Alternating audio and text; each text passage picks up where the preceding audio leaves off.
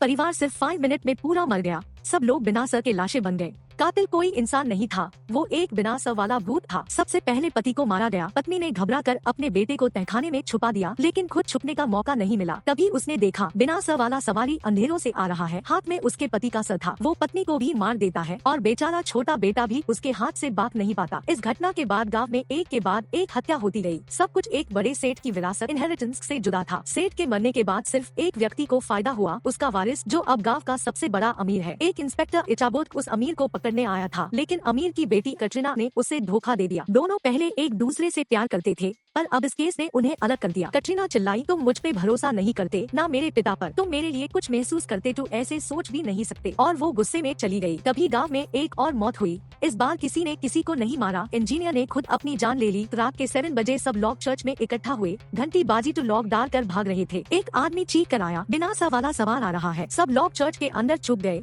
लेकिन वो भूत बाहर घूमता रहा। चर्च के अंदर हंगामा मच गया। लोग एक दूसरे को डॉश डीन लगे। एक डॉक्टर सच बताने ही वाला था कि उसे मार दिया गया। FIR गोली चली और एक और इंसान मर गया। चर्च में भागदा मच गया और बिना सर वाला सवार ने अंदर घुसकर अमीर आदमी को मार दिया। उसका सर काट कर ले गया। कटरीना बेहोश हो गई। उसके हाथ से एक चौक गिर गई, जिसे ग्राउंड पर एक चक्र जादू का निशान बना था। इचाबोत को तब याद आया, यही सिंबल उसके कमरे में भी था। उसने समझा कटरीना ही कातिल है। पर जब वो उसकी किताब देखता है तो समझता है कटरीना ने वो निशान रक्षा के लिए बनाया था, उसके परिवार को बचाने के लिए। असल कातिल थी कटरीना की स्टेप मदर। वो औरत पहले गरीब थी, जिसका जमीन सेठ ने छीन लिया था। बदले में उसने बिना सर व्हेल सवार का सर चुरा लिया और उसकी आत्मा से बदला लेने का वादा किया। उसने सबको मार दिया, एक एक करके। एंड में जब इचाबोत और कटरीना पर भी हमला हुआ तो इचाबोत ने उस भूत का सर वापस कर दिया। बिना सर वाला सवार अपनी असली रूप में वापस आया और स्टेपमदर को अपने साथ नरक ले गया। उसके बाद सब शांत हो गया। इचाबोत, कटरीना और उनका छोटा सा नौकर सब न्यूयॉर्क लौट आए एक नई जिंदगी शुरू करने के लिए।